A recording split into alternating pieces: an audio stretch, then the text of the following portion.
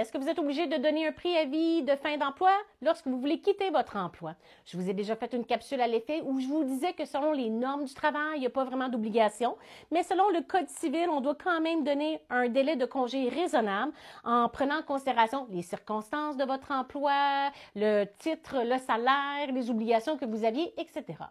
Donc, un jugement qui a été rendu, qui est assez particulier, qui nous explique qu'il faut faire attention avec ces préavis de fin d'emploi.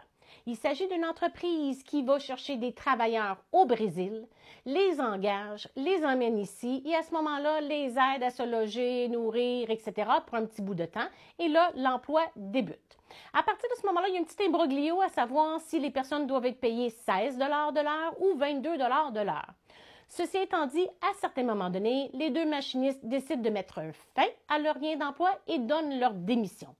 Chacun va présenter une réclamation à la CNSST pour dire « j'ai pas été payé sur le bon salaire » et la CNSST leur a donné raison. Donc, l'employeur a dû ajuster les sommes qu'il aurait dû lui payer.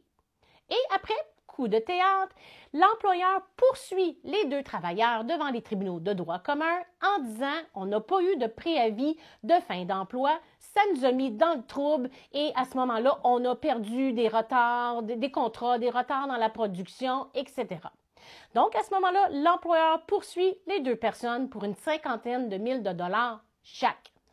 L'employeur allègue que chaque employé aurait dû donner 8 semaines de préavis. Et voici comment le juge a tranché.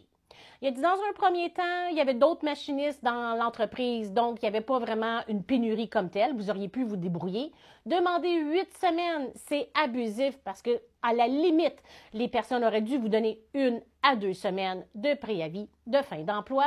Et en plus, parce que vous les poursuivez pour 50 000 en sachant que c'est une cause perdue d'avance, vous avez un abus d'esté en justice. Un abus d'esté en justice, ça veut dire que le tribunal peut, de son propre chef, dire « Écoute, la procédure qui est devant moi n'a pas de réussite, ça n'a pas de sens, ça ne devrait pas avoir lieu. » Donc, l'employeur, au lieu d'avoir des sommes de 50 000 de chaque travailleur, s'est retrouvé à payer en dommages et intérêts 7 500 à un et 22 000 à l'autre. Parce que celui qui a été condamné à payer 22 000 avait soumis tous ses frais d'avocat pour dire « voici ce que ça m'a coûté ». Ceci étant dit, c'est l'arroseur arrosé. L'employeur, au lieu de récolter 50 000 qu'il pensait recevoir des machinistes, bien, finalement, c'est lui qui a dû payer. Ceci étant dit, quand même, cette décision-là vient faire un petit rappel de toutes les tenants et aboutissants en ce qui concerne les préavis de fin d'emploi. Décision hyper intéressante que vous pourrez aller consulter sur Socige ou sur Canly.